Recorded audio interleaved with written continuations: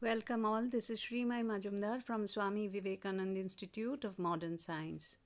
We have already covered the first part of PowerPoint presentation. In that part, we have talked about how to focus on the topic, how to begin, how to conclude, what steps should we take while planning the PowerPoint presentation.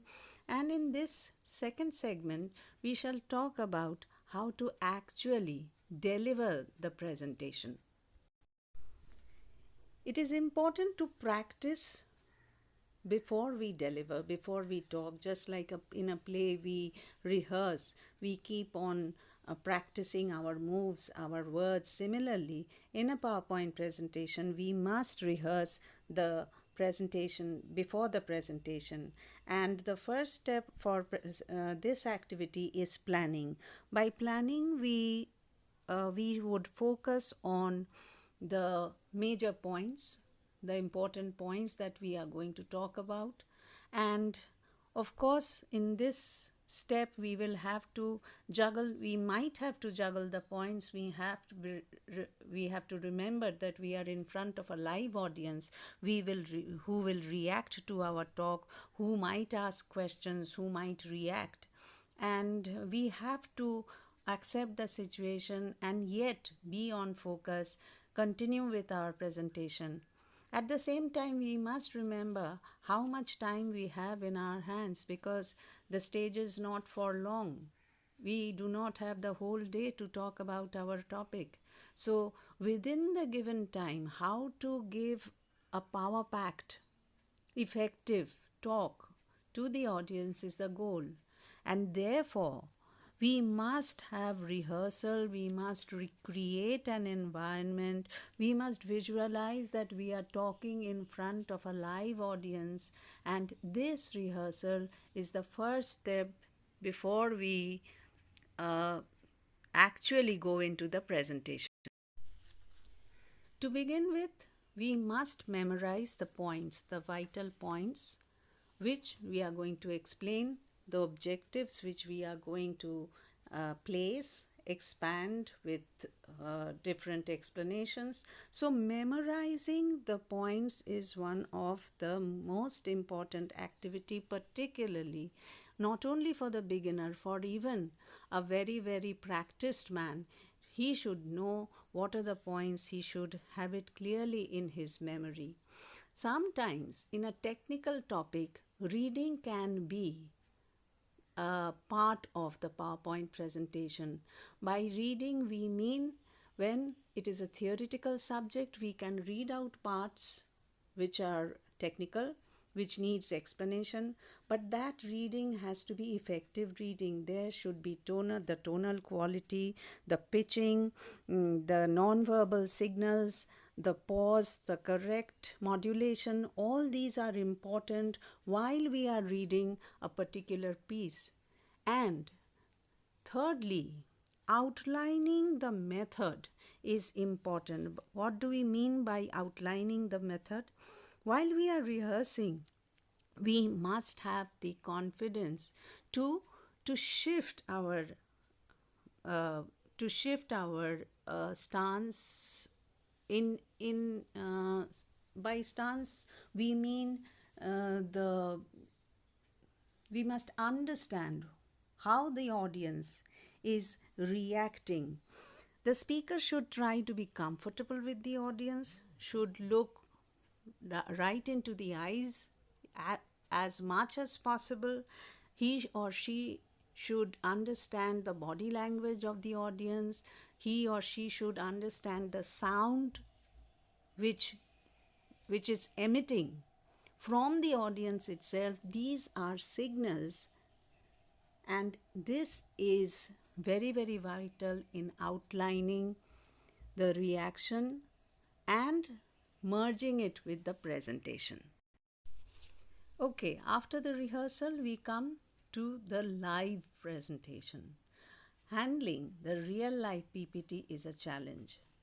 First, we must have the 3 P's in mind. These 3 P's are planning, preparation, and practice. We have already thought about how to plan it. We have already prepared. And now, in the third part, the practice becomes very important. While we are practicing, we must not lose focus from the goal. The realistic goal. What do we mean by realistic goal? A realistic goal is what we want to achieve through the presentation. Unless and until we are totally concentrated on the focus of the topic, we cannot fulfill the goals of the presentation. To achieve this, we must remove negative ideas, the nervousness that I am going to fail, people will not like me, or I will not be able to explain the points. These negative thoughts must not be entertained at all. Sometimes a little pause before you begin, or a little pause after explaining one point and having a visual interaction, a silent visual interaction with a smile, with a nod may help. And in that process, you recover your breath, and in that process, you concentrate on the second point which you are going to deal with. So the pause becomes very effective. It will be wise to speak slowly, because when we talk extempore without any guidelines, maybe just a few points in front of you, a small sheet of paper may help you in memorizing the important points, but having a natural, spontaneous flow and to continue with that spontaneous flow is not easy. Therefore, restricting the speed of your conversation is very, very important. If you speak slowly, at the back of your mind, you can plan your next word, you can plan your next point. And this practice obviously will reduce the stress. The more you practice, the more mentally you are relaxed, the more you speak positively to yourself, your stress will reduce, and it is understood that the person will do a better job while he is giving a live presentation. So how do we prepare, and what do we have in our checklist? Checklist is the last part of this particular topic. We must have a checklist before we walk in front of our audience. Checklist number 1: have the confidence that I can do it, I shall do it. I may be a beginner, I will make a few mistakes, but doesn't matter. I will have to impress my audience, and I will come to the goal of convincing the audience with my material, with my matter. I have to be organized, and this organization begins with the planning of the points, how to execute it with examples, with visuals. All the time stay relaxed. Let not physical or mental stress goad you down. Your body language should be flowing. As you talk to any other person, use your face, use your hands, have eye contact, have a smile, and if you are convinced that you are on the right line, or automatically your body posture will show confidence. Have a regular plan, have a very, very practiced hand while you are showing the visuals to your audience. This requires practice, again, practice and practice.